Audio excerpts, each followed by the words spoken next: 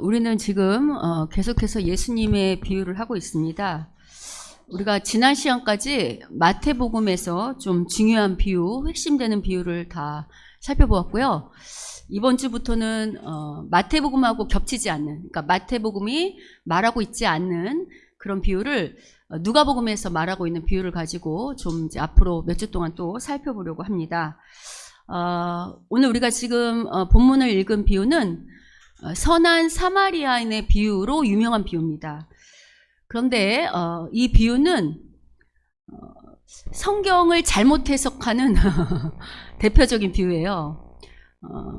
우리가 그 기독교 역사상 한 1900년 정도 이 비유를 아주 잘못 해석해 왔거든요. 그리고 그 잘못 해석한 중심에는 누가 있냐면 여러분이 잘 아시는 어거스틴과 그리고 더 그보다 조금 앞선 초대 교부인 오리겐이라는 아주 유명한 교부가 있어요. 이 두 사람이 이 성경을 잘못 해석했는데 지금까지도 이 잘못된 해석으로 생각하는 분들이 있어요. 그래서 오늘은 이 비유를 어떻게 잘못 해석해 왔었고 그리고 그러면 바르게는 어떻게 해석해야 되는가를 가지고 한번 나눠보려 합니다. 먼저 오늘 비유의 내용을 잠깐 요약하면 어떤 한 사람이 강도를 맞아서 거의 죽게 되었죠. 그때 누가 지나가냐면 첫 번째로 제사장이 강도 만난 사람을 이제 보긴 봤는데 그냥 피하여 지나가고, 두 번째로는 누가 지나가냐면 레위인이 지나가요. 근데 그 사람 역시 보기만 하고 얼른 피합니다.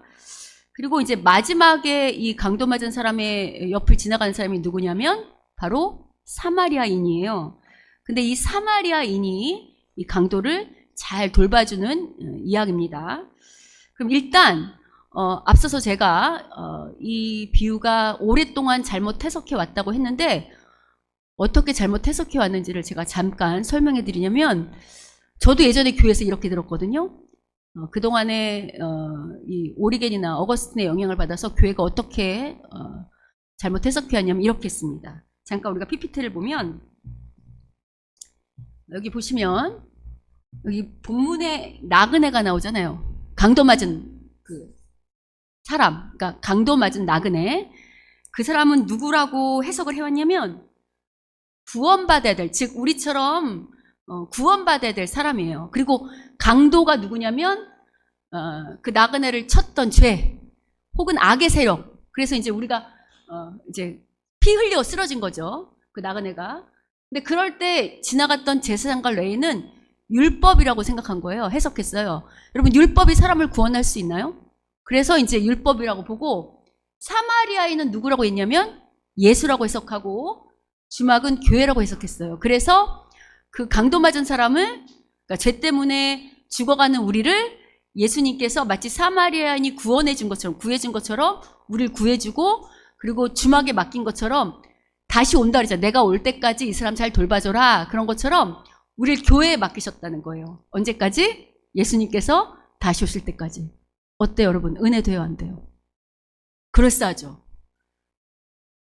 네, 여러분, 우리가 지난번에 한 달란트 비유에서 얘기했지만 은혜 되는 게 중요한 게 아니고, 한 달란트 맡은 종의 가장 큰 실수는 뭐라고 그랬죠? 주님을 잘못한 것. 그건 다르게 말하면 말씀을 잘못 이해한 것. 여러분, 이렇게 보면 아주 은혜가 돼요. 근데 죄송하지만 이게 은혜가 될지는 모르겠지만, 우리의 감정을 건드릴지는 모르겠지만 이 본문이 말하고자 하고는 전혀 상관없어요. 왜냐하면 이걸 이제 뭐라고 말하면 영적 해석이라고 해요. 그러니까 단어에 이제 이걸 잘하는 사람들이 이제 신비한 것들을 추구하는 은사를 추구하는 분들 혹은 이단들, 단어 갖고 막 영적으로, 지금 보시면 나그네가 뭐라고 막 영적으로 해석했잖아요. 그럴싸하죠. 이걸 조금 더 어려운 신학적인 용어로 말하면 알레고리 해석이라고 그래요.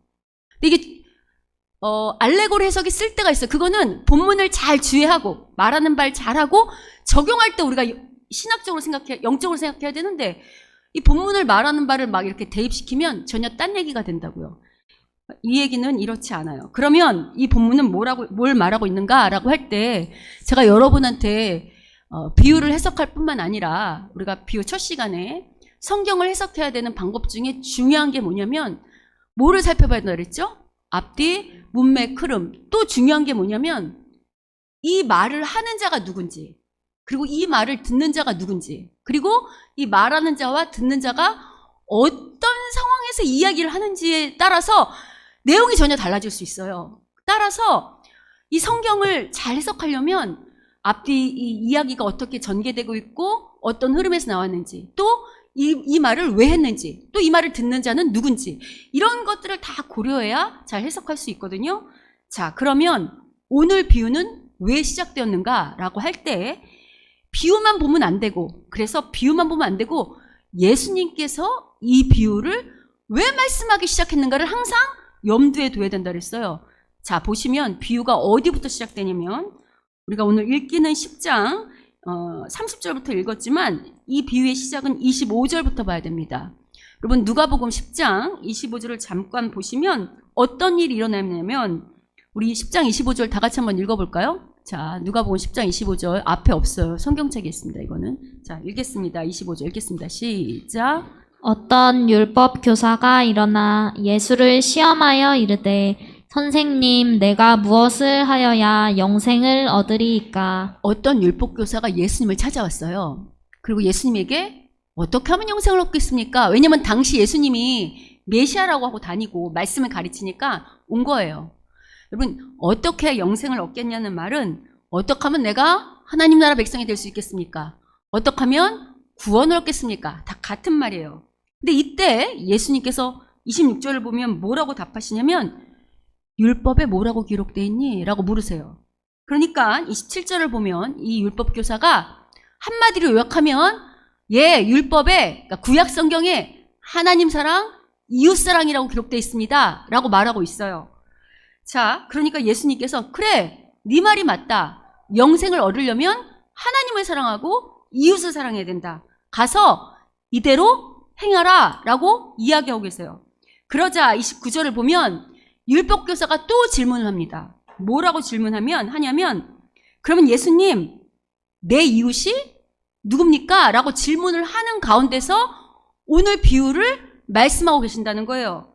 자, 그러면 일단 앞서서 예수님께서 구원 얻으려면 어떻게 하겠습니까? 라고 할 때 하나님 사랑하고 이웃 사랑해야 돼 라고 답하니까, 그럼 율법교사가 그러면 이웃 사랑하려고 하는데 누가 내 이웃이 되겠습니까? 라는 질문에 답을 하기 위해서 선한 사마리안 비유를 얘기했다면, 이건 지금 뭐에 관련된 얘기냐면 이웃사랑에 관련된 얘기구나 라고 생각하시면 되겠죠. 그러니까 아까 말하려고 하는 거하고 달라요. 자, 그러면 일단 오늘 본문을 나가기 앞서서 요 율법교사가 29절에 예수님께 이렇게 질문하는데 의도가 순수하지 않아요. 왜냐하면 여러분 29절을 보시면 그 사람이 자기를 어떻게 하고 싶대요? 옳게 보이려고. 그러니까 뭘 말하고 싶냐면, 내가 그래도 율법을 다 지키고 있는데, 내가 이웃을 다 지키고 있는 사람인데 라고 자기를 돋보이고 싶을 뿐만 아니라, 누가 내 이웃이냐고 묻는 이 질문에는 숨겨진 어떤 의도가 있냐면, 예수님을 곤경에 빠뜨리거나 혹은 예수님을 비난하거나 약간 조롱하고 싶은 의미가 있어요. 왜 그러한가? 이거는 제가 여러분한테 여러 번 설명드렸지만, 당시 유대인들의 그 이웃에 대한 개념 혹은 이웃에 대한 가치관을 좀 알 필요가 있어요. 제가 그림으로 그려왔는데, 당시 유대인들은 이 이웃에 대한, 사람에 대한 개념을 동심원 구조로 이해했어요. 제가 저희 교회에서 몇 번 했죠. 자, 보시면 어떻게 생각했냐면, 여러분, 유대인들은 누가 뭐래도 하나님을 중심으로 사는 백성이잖아요.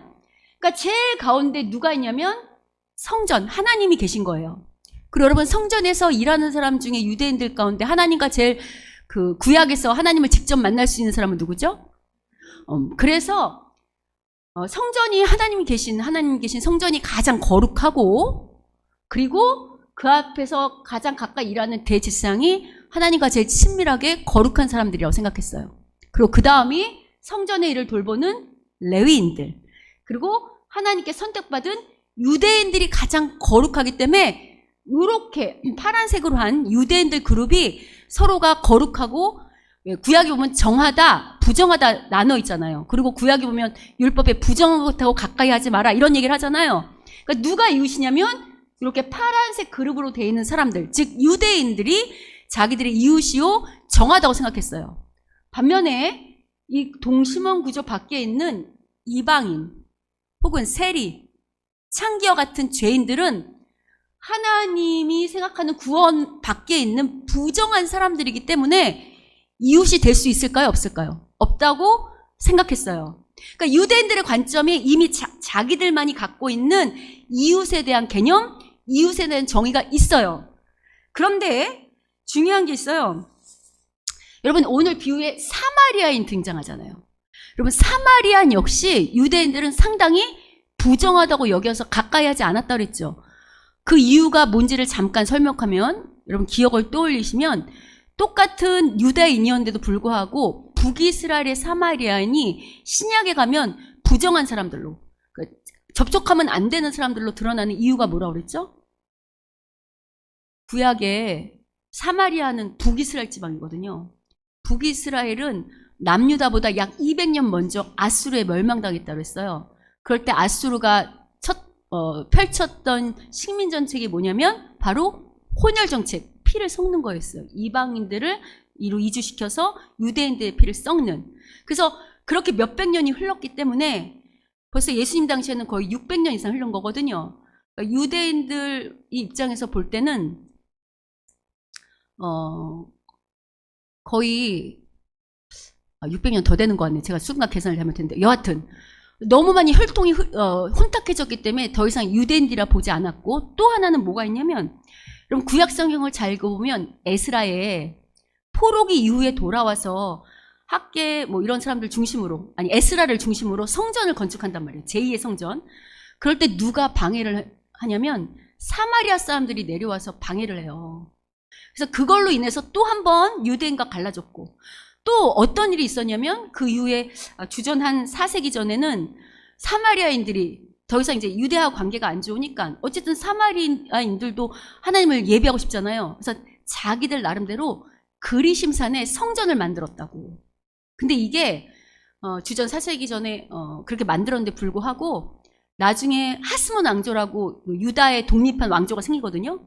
근데 그 하스몬 왕조의 힐카니스라는 사람이 그 그리심 성전은 진짜 성전이 아니라고 파괴해버려요. 그러니까 유대와 사마리아인들에게는 점점 더 골이 깊어질 수밖에 없는, 서로 상호 적대적일 수밖에 없는 역사적인 일들이 있어요. 마치 우리가 한일 감정 혹은 우리 역사적으로 뭐 우리 이 지역 감정 이런 게 있는 것처럼 이렇게 사마리아인들 하면 아주 치를 떨 만큼 이렇게 여러 가지 역사적인 관계가 있다고요. 근데 여러분 잘 생각해 보시면 오늘 지금 예수님하고, 그러니까 율법교사가 질문한 예수님, 이웃이 누구냐고 묻는 예수님이 이 땅에 오셔서 어떤 사역을 하셨죠? 누구를 찾아다녔어요? 그렇지. 유대인들이 도무지 이웃이라고 여길 수 없었던 이방인들 찾아가셨고, 세리 찾아가셨고, 창기 찾아가셔서 그들을 고치시고 기적도 베푸실 뿐만 아니라 구원의 은혜도 베푸셨잖아요. 여기서 끝이 아니에요. 요한복음 4장에 보면 우물가에 있는 사마리아 여인 기억하세요? 우리가 그 얘기 할 때 원래 유대인들은 사마리아 사람들하고 접촉하는 것조차 꺼려하기 때문에 그 사마리아로 가면 직통으로 갈 수 있는 길을 돌아 한 달 넘게 돌아서 간다고 그랬잖아요. 근데 예수님은 그 우물가 사마리아 여인 한 명 찾아가기 위해서 직접 사마리아로 찾아가셨어요. 이런 맥락에서 율법교사는 알고 있는 거예요. 도무지 자기들이 생각할 때 이웃이라고 생각할 수 없는 사람들과 접촉하고 그들과 관계하는 예수님께 도전하는 질문을 하고 싶으니까 묻는 거예요. 그럼 당신이 생각할 때 누가 내 이웃이 되냐고. 이렇게 이야기할 때 예수님께서 오늘 이 선한 사마리아인의 비유를 통해서 답하고 계신 거예요. 그런데 여러분 오늘 이 본문의 핵심은 비유의 내용보다 어디가 하이라이트냐면 비유를 다 끝나고 예수님께서 율법교사에게 이렇게 질문하시는 데가 핵심이에요. 어떻게 질문하시는가? 바로 36절 보세요. 36절. 자, 36절이 핵심이에요. 우리 36절을 다 같이 한번 읽어보도록 하겠습니다. 읽겠습니다. 시작. 내 생각에는 이 세 사람 중에 누가 강도 만난 자의 이웃이 되겠느냐? 여러분 선한 사마리아인의 비유의 내용을 잘 보면 강도 맞은 사람을 잘 도와준 사람이 누구죠? 강도 맞은 사람을 잘 도와준 사람. 사마리아인.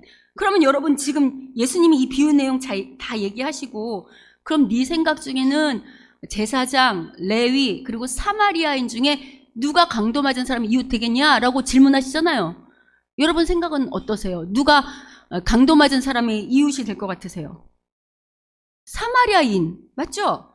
여러분 이 질문을 들은 율법교사는 기분이 좋았을까요? 나빴을까요? 왜 나빴을까요? 그렇지. 자기들 생각에는 지금 이 비유의 내용을 보면 지금 율법교사잖아요. 율법교사면 바리새인이고 또 세리일 수 있고 예전으로 치면 구약으로 치면 얼마든지 제사장 그룹에 있는 레위 뭐 이렇게 될 수 있는 거잖아요.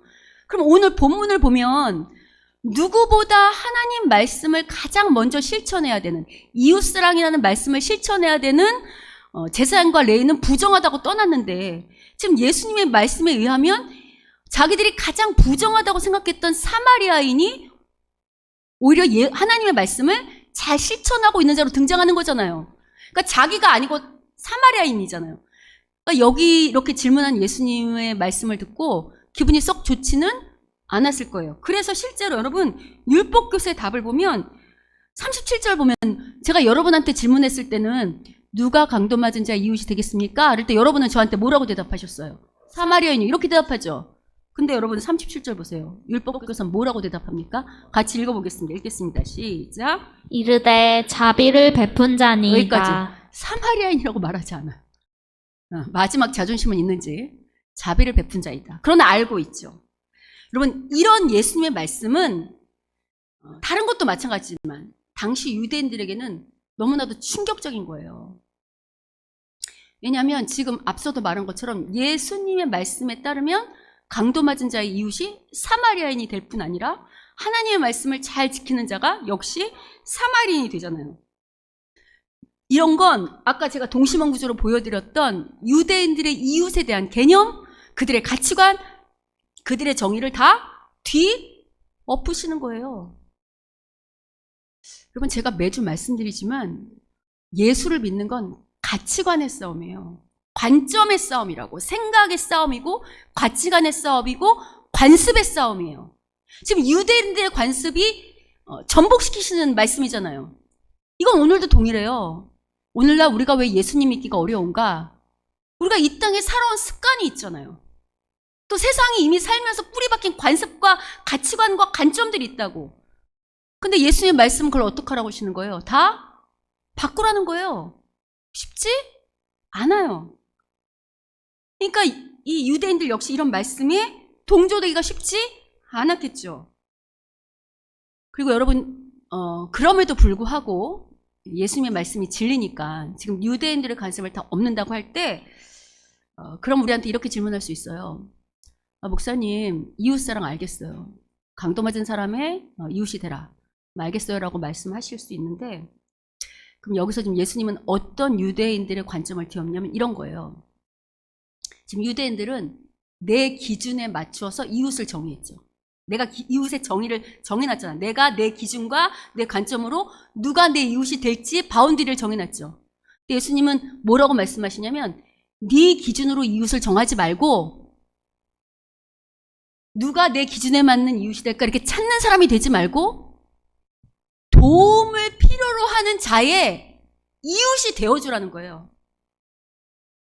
다시 우리는 보통 내 기준 가운데 누가 내 이웃이 될 수 있을까? 누가 나의 수준과 형편에 맞는가로 이웃을 삼잖아요. 자기 기준에 따라서. 유대인들 똑같죠. 아까 제가 동심원 구조에. 예수님은 뭐라고 말씀하시냐면 네 기준으로 이웃이 누군가 찾지 말고 그렇게 하지 말고 도움이 필요한 사람이 있다면 네가 먼저 기꺼이 이웃이 되어주라고 말씀하시는 거예요. 전혀 다르죠. 그럼 저한테 이렇게 질문할 수 있어요.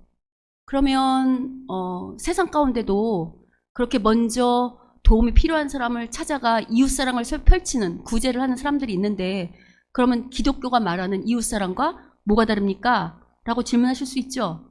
이거 제가 지난주도 말씀드렸는데 뭐가 다를까요? 우리의 이웃사랑과 세상의 이웃사랑 뭐가 틀릴까요? 한 주에 우리가 이제 까먹는 것도 우리의 은혜죠. 그래야 목사가 계속 반복할 수 있으니까. 뭐가 다른가? 우리의 이웃사랑은 하나님의 사랑을 근거로 한 이웃사랑이에요. 다시, 우리의 이웃사랑은 뭐를 기초로 한다고요? 하나님을 사랑하는 것이 근거로 되는 이웃사랑. 왜냐하면 여러분, 하나님이 태초부터 사람을 만들 때 하나님만 사랑하도록 창조하신 게 아니고, 우리가 창세기를 잘 보면 누구와 누구도 사랑하도록 만드셨죠? 사람과 사람, 즉 서로 이웃 간에 사랑하도록 이미 우리를 그렇게 프로그래밍, 그렇게 창조해 놓으셨단 말이에요. 그게 따라서 하나님을 사랑하고 이웃 사랑하는 게 하나님의 말씀이고, 그게 우리의 기준이고 우리의 근거예요. 그래서 제가 지난주에 양과 염소 비유하면서 세상 사람들이 하는 인류애나 구제와 우리가 다른 게, 우리의 사랑은 철저히 하나님의 말씀을 근거로, 하나님의 사랑을 근거로, 그리고 하나님의 관계를 근거로 하는 선행이다. 그랬던 기억하시죠?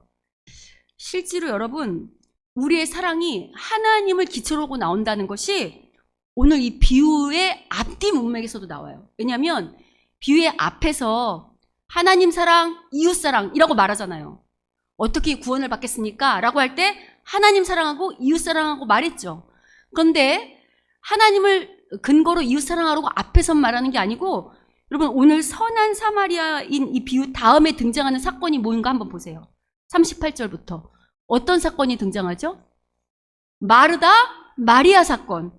여러분 이거 잘 아시죠? 이거 잠깐 내용 요약하면 이거잖아요. 마르다가 열심히 예수님 오신다고 부엌에서 막 일하니까 마리아는 예수님 말씀 듣는다고 요 앞에 앉아 있었잖아요. 그러니까 마르다가 화가 나서 바쁜데 나와서 이것 좀 도와라. 그러니까 예수님이 누구 편을 드셨어요? 마리아 편 들면서, 마리아가 말씀 듣는 더 옳은 일을 행했으니까 너도 옳은 거 행해라, 이런 거잖아요. 그러면 이 말씀을 잘못 오해하면 말씀 듣는 일이 더 중요하고 섬긴 일은 중요하지 않다는 것처럼 들리잖아요. 여러분 그런가요?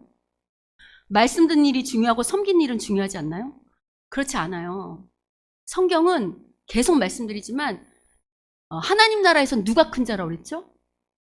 그러면 섬긴 일도 너무 중요하잖아요. 근데 왜 이런 말씀을 하시는가라고 할 때, 섬기는 일, 즉 이웃 사랑하는 일은 너무 중요하지만, 앞서 말한 것처럼 이웃 사랑하는 것도 내 기준과 내 뜻대로 사랑해야 될까요? 아니면 하나님 말씀을 기준으로 하나님 뜻대로 사랑해야 될까요?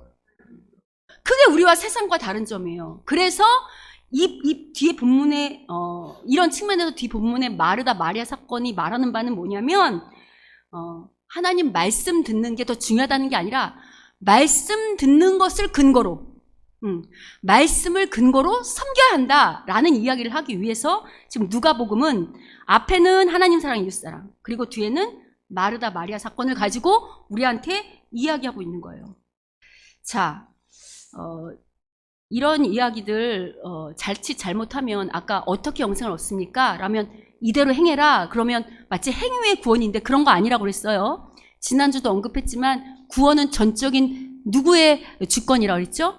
예, 하나님의 주권이에요. 그럼에도 불구하고 우리가 구원받았다면, 그리고 하나님을 정말 사랑해서 하나님과 관계가 탄탄하다면, 그런 사람은 하나님이 이웃을 사랑하고 말씀하시니까 당연히 어떤 삶을 산다는 거예요. 이웃을 사랑할 수밖에 없다고 말하는 거예요. 실천한다고. 그래서 우리가 지난주 양과 염소 비유에도 정말 구원받은 자라면 헐벗고 굶주리고 목마른 자를 절대로 외면할 수 없다. 그렇게 반응이 나오게 돼 있는 거다라고 말씀드렸죠. 여러분 여기까지 딱 말하면 신기한 게 있어요. 여러분 오늘 우리가 보는 건 누가복음이죠. 비슷한 얘기를 같은 비슷한 본질의 얘기하는 양과 염소 비유는 어느 복음서에 있었어요? 마태복음서에 있었어요. 마태는 어느 민족이죠? 어느 나라 사람이죠? 마태는 유대인이에요. 누가복음을 쓴 누가는 이방인이에요. 헬라인. 전혀 다른 민족이라고. 둘이 만난 적 있을까요? 없을까요? 없어요. 물론 나중에 후에 사역할지 모르겠지만 성경상에 둘이 부딪힌 적 없어요. 인종도 다르고, 마태는 예수님의 12제자였지만 누가는 예수님의 12제자가 아니에요. 누구의 제자냐면 바울의 제자예요. 전혀 다른 인종, 전혀 다른 사람인데도, 그리고 본문의 내용도 다르죠. 그럼에도 불구하고 이웃사랑 혹은 선행이라는 관점에서는 같은 이야기를 하는 거 보이세요? 뭘 할 수 있는가? 성령은 하나시라는 거예요. 하나님의 가치관, 하나님의 말씀, 하나님의 기준, 하나님의 진리는 인종이 달라도, 시공간이 달라도 동일하게 말씀할 수밖에 없다고 우리한테 말해주고 있죠. 그러면 실제로 하나님께서 이렇게 마태를 통해서 또 누가를 통해서 또 여러 본문을 통해서 계속해서 반복해요. 이웃을 사랑해라. 그런데 네가 가까이 네 기준에 맞는 사람만 사랑하지 말고 네 도움이 필요한 자, 강도 맞은 것처럼 도움이 필요한 자를 찾아가서 이웃이 되어주라. 이런 이야기를 반복하고 또 반복하고 또 반복해서 우리에게 말씀하신 이유는 뭘까요? 중요할 뿐만 아니라 제가 많이 비유를 드는데 여러분 애들한테 언제 잔소리, 똑같은 잔소리를 언제 자주 하세요? 그렇지. 중요하기도 하지만 반복해서 말하지만 그 말을 듣지 않을 때 또 말하고 또 말하고 또 말하죠. 뭘 할 수 있는가? 앞서 제가 말씀드린 것처럼 우리는 뼛속같이 죄인이에요. 여러분이 아니라고 해도 여러분 여러분의 일상을 잘 묵상해 보세요. 여러분이 어느 나라 사람처럼 살고 있는지, 여러분이 하는 행동, 하는 생각, 하는 습관이 하나님 나라에 훨씬 많이 가까운지 아니면 세상에 가까운지 잘 묵상해 보세요. 우리는 아무리 말해도 이 유대인들처럼 자신이 갖고 있는 가치관, 자신이 갖고 있는 기질, 자기가 갖고 있는 습관, 자기가 갖고 있는 성품 안 바꾼다고요. 그래서 계속해서 반복하시는 거예요. 타락한 세상에 덧입혀 있기 때문에. 실제로 여러분 오늘날 세상 사람들이 이웃을 삼을 때 어떻게 이웃을 삼죠? 그렇지. 자기 기준, 자기 수준, 자기 형편, 또 자기랑 말이 통하는 사람, 자기를 알아줄 사람, 한 걸음 더 나가서 이왕이면 자기에게 유익이 될 사람, 도움이 될 사람을 이웃 삼잖아요. 이걸 잘 반영해 주는 게 뭐냐면 부모들이 아이들한테 뭐라고 얘기해요? 아무나 친구 사귀지 말아라. 똑똑한 애 새겨라. 공부 잘하는 애 새겨라. 너한테 도움되는 친구 새겨라. 라고 가르치잖아요. 그러면 이건 타락한 세상 사람들만 그럴까요? 예수 믿는 사람들은 여기와 다른 기준을 삼고 살까요? 그렇지 않은 것 같아요. 그래서 예수님께서 반복해서 어떻게 그리스도인이라고 한다면 어떻게 이웃에 대한 가치관도 그 개념도 바꿔야 되는지에 대해서 우리한테 거듭 말씀하고 계시는 것 같아요. 더군다나 오늘 비유는 소유에 대해서 그리스도인이 어떻게 사용해야 되는지도 말하고 있어요. 특별히 누가복음은 재물에 관심이 많아요. 물질에. 그 누가복음은 물질에 대해서 신앙인, 즉 거듭난 백성이라면 어떻게 물질을 사용해야 되는지 크게 두 가지로 말하거든요. 하나는 전적 포기를 말해요.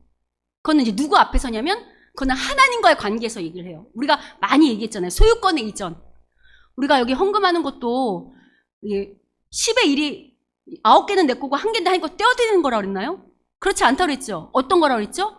모든 게 다 하나님이 주신 거에 대한 감사함의 최소 고백이 10의 1이다. 기억나시죠? 그러니까 누가복음은 하나님과의 관계에서는 전적인 소유권의 포기를 말하고 대신에 이웃과 사람, 이웃과의 관계에서는 소유권을, 물질을 어떻게 말하냐면 적절한 사용을 말해요. 그러니까 자기가 재물이 있다면 이웃에 대해서 적절하게 사용해야 된다고 말해요. 특별히 이웃을 사랑한다면 거기에 반드시 따르는 게 뭐냐면 재물의 적절한 사용과 반드시 밀접한 연관이 있다고 누가복음이 말을 하고 있거든요. 제가 몇 가지 예를 보여드릴게요. 누가복음 12장을 잠깐 보시면 읽지는 않고 제가 설명해 드릴게요. 여기 이렇게 보시면 여기 어떤 사람이 나오냐면 아주 큰 부자가 나와요. 그 부자가 어떠냐면 여기 나오죠. 한 부장 12장 16절부터 19절입니다. 한 부자가 밭에 소출이 아주 많아요. 그러니까 너무 많으니까 신나잖아요. 그래서 뭐라냐면 와 너무 많이 소출이 많아서 창고에 쌓아둘 데가 없다. 내가 곡간을 창고를 헐고 더 크게 줘야겠다. 와 하고 너무 신나 있는 거 보이세요? 근데 그러면서 이제 뭐냐면 요새 뭐 그런 거 있잖아요. 나 이제 뭐 주식 투자했고 뭐 해서 끝나서 더 이상 일하지 않아도 된다. 신난다. 뭐 그런 것처럼 이렇게 많이 쌓아뒀으니까 이제 평안히 먹고 쉬고 즐거울 일만 남았다고 너무 좋아하는 거예요. 근데 그 다음에 어떤 일이 있는가? 그 다음 구절 볼게요.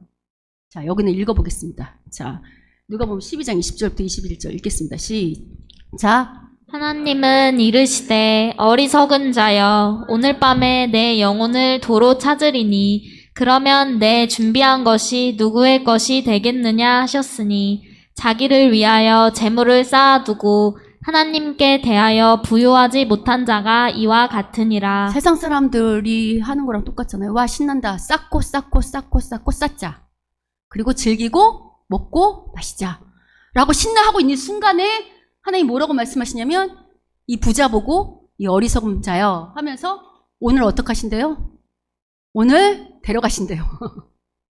그러면 그 쌓은 물질이 이 사람에게는 아무 소용이 없다고 말하고 있어요.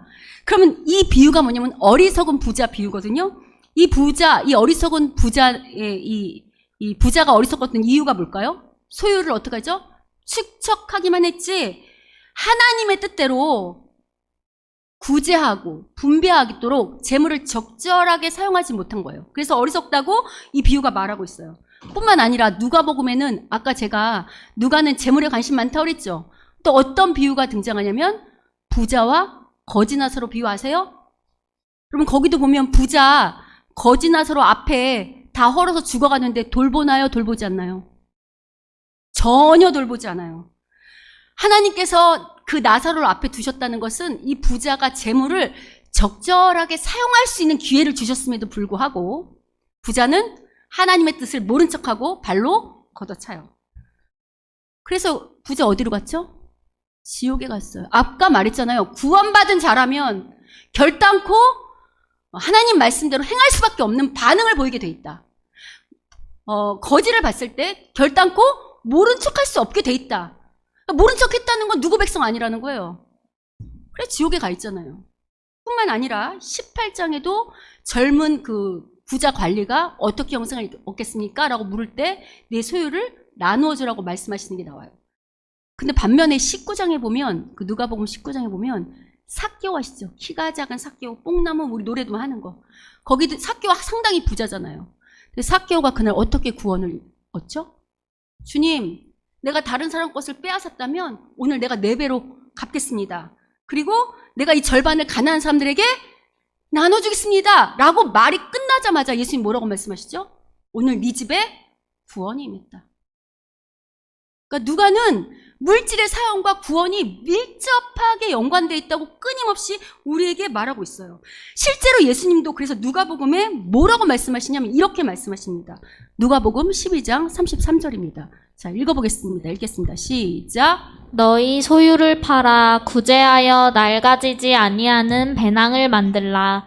곧 하늘에 둔 바 다함이 없는 보물이니 거기는 도둑도 가까이 하는 일이 없고 좀도 먹는 일이 없느니라. 세상은 구제하는 일을 내 돈을 버리는 일이라고 생각하고 아유 선심 한번 썼다라고 생각하는데 하나님 뭐라고 말씀하시냐면 구제의 배낭, 낡아지지 않는, 헤어지지 않는 구제의 배낭 하나 만들어라.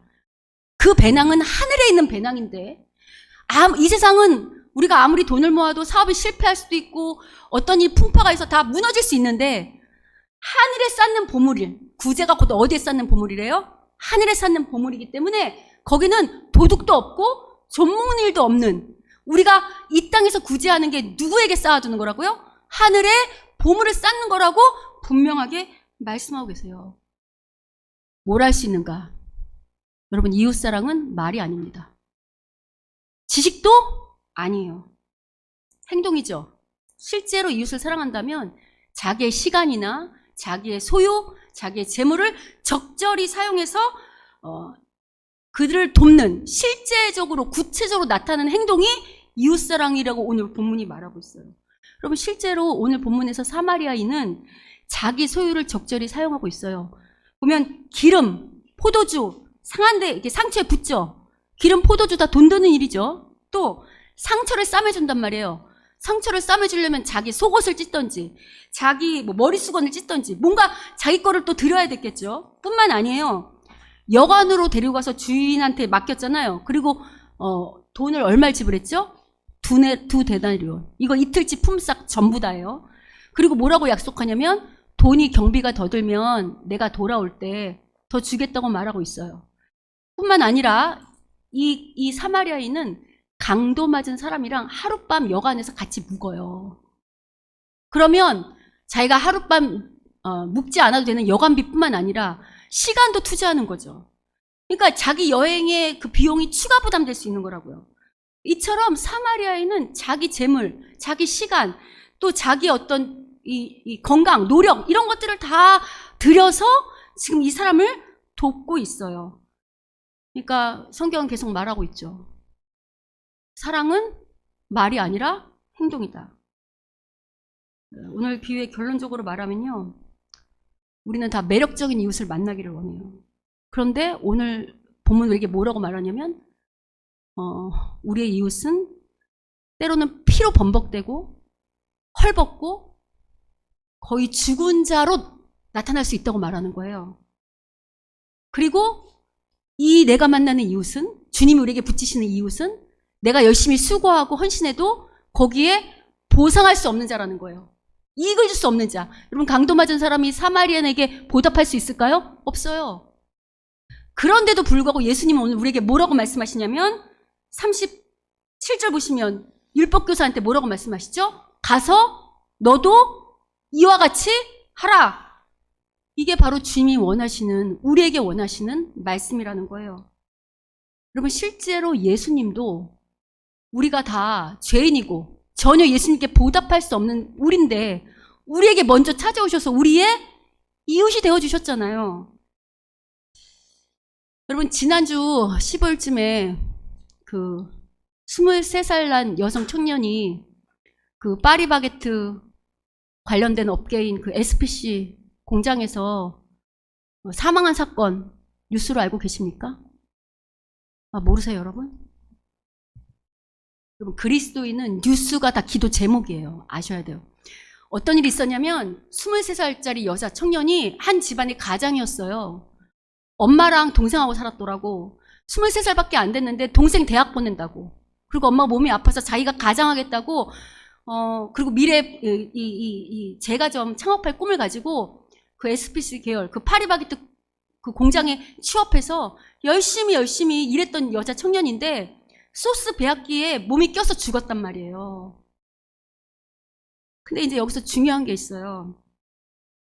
원래 이 소스 배합기에는 안전장치로 뚜껑이 있어야 정상이에요. 근데 이 배합기엔 뚜껑이 없었어요. 그러면 뚜껑을 왜 설치하지 않았는가라고 할 때, 그럼 뚜껑 설치하는 그 안전 그 덮개에 뚜껑 설치하는데 몇백만 원 드냐? 그렇지 않아요. 제가 이제 조사해 보니까 약 30만 원밖에 안 든대요. 그럼 이 큰 회사가 30만 원이 아까워서 그거 안 했을까요? 그게 아니에요. 이 뚜껑이 있으면 덮개가 딱 닫히면 어떤 일이 있냐면 이제 기계가 돌아가고 뚜껑을 열잖아요. 그럼 이게 소스 배합기이기 때문에 안에 칼날이 있대요. 근데 이 뚜껑을 딱 열면 기계가 이게 안전장치니까 멈추는 거예요. 작동하지 않아요. 그러니까 사람이 안전하게 할 수 있어요. 근데 문제는 뚜껑을 닫으면 기계가 돌아가고 열면 멈추니까 소스는 계속 버가지고 일이 빨리빨리 진행돼야 공정이 빨리빨리 될 거 아니에요. 근데 열었다 닫았다 하면 작업 공정의 시간이 어떻게 될까요? 느려져요. 그럼 이게 뭐랑 연결돼 있죠? 돈이랑 연결돼 있어요. 알면서도 이게 얼마나, 그리고 이 일이 금방 일어난 게 아니라 그 몇 주 전에 이미 손 끼는 사고가 발생했었대요. 근데 이럴 때도 사측은 회사에서 한 게 아니라 오히려 노동자들 불러다가 30분이나 조심하라고 노동자들에게 오히려 훈계했다는 거예요. 여러분, 129, 300이란 법칙이 있어요. 어떤 한 건의 큰 사건이 일어나려면 그 전에 29개, 아니 그 전에 300개의 그런 미세한 어떤 경고가 있고 그 다음에 29번의 경고가 있고 그 다음에 그 사고가 난다. 이 회사도 5년 동안 끼는 사고가 20번 이상, 거의 17번, 20번 이상 발생했다고 하더라고요. 죽지만 않았지. 근데 왜 사측은 이런 거에 대비하지 않았을까요? 아까 말한 것처럼 자기들이 일하는 노동자가 이웃이 아니에요. 누구죠?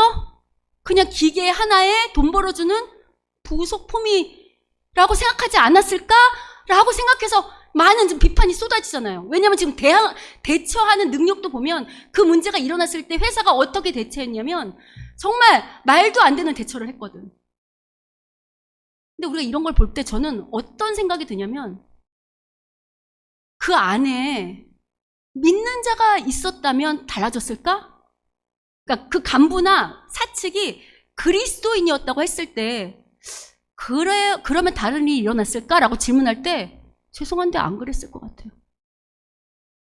죄송한데 그 사측의 간부나 사장단이나 그 그룹의 어떤 고위직들이 리더 그룹이 속에 예수 믿는 사람들이 있다 할지라도 전혀 이 지금의 이 상태와 다르지 않는 결정을 내렸을 것 같아요.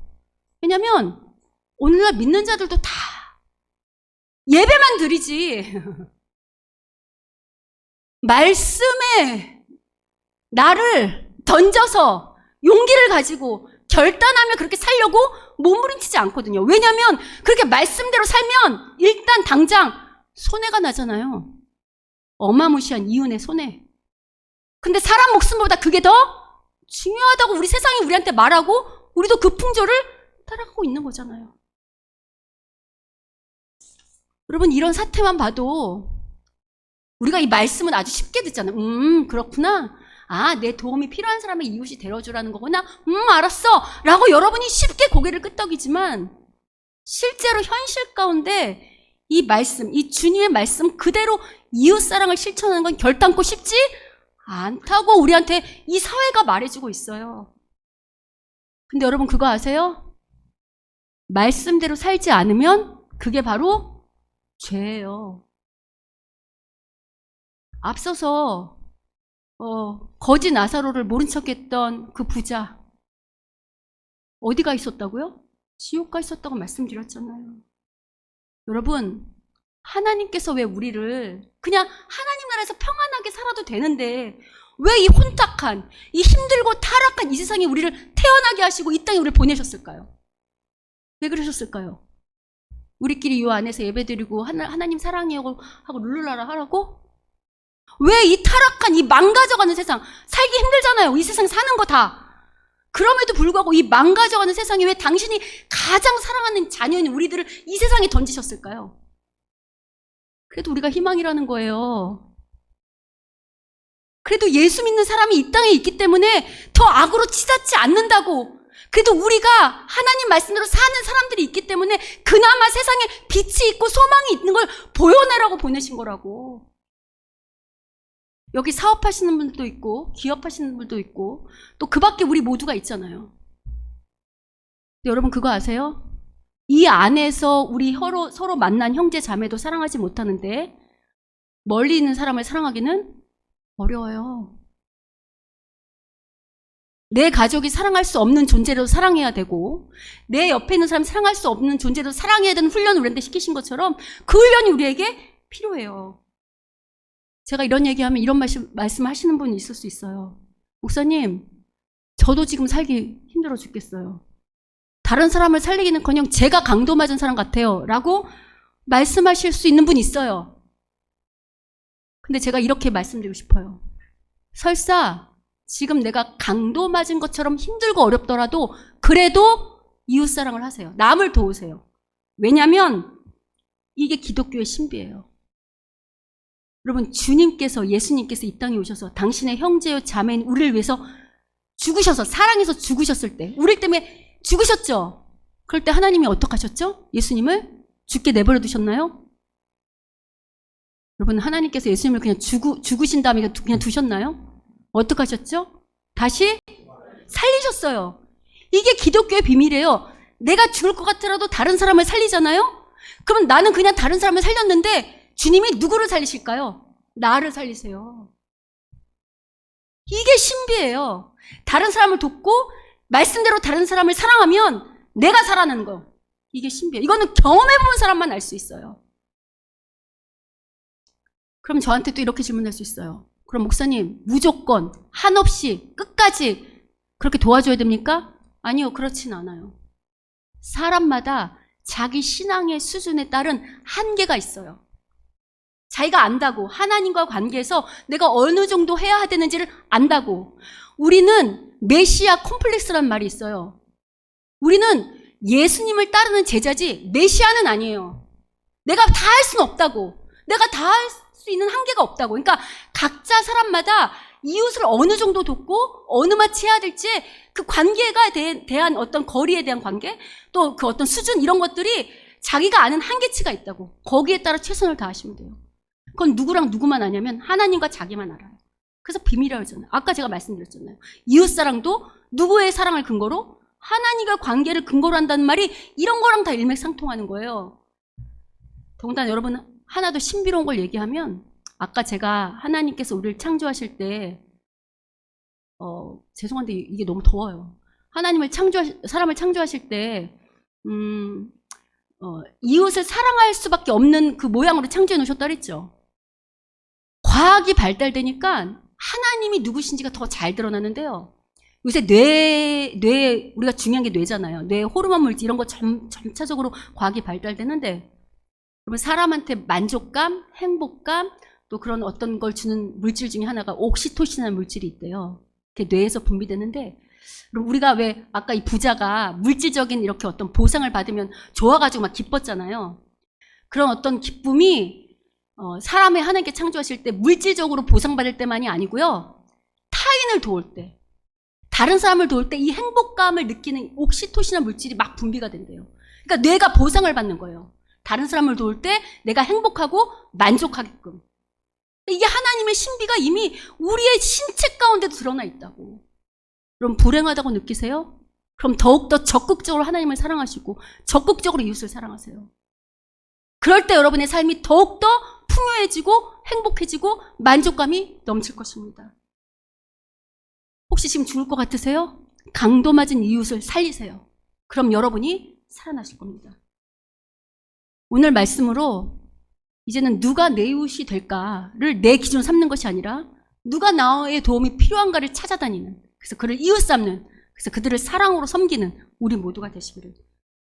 그래서 그걸로 끝나는 게 아니라 오늘 말씀처럼 하늘의 복을 쌓는, 하늘의 축복을 쌓는 우리 모두가 되시기를 주님의 이름으로 축원합니다. 아멘.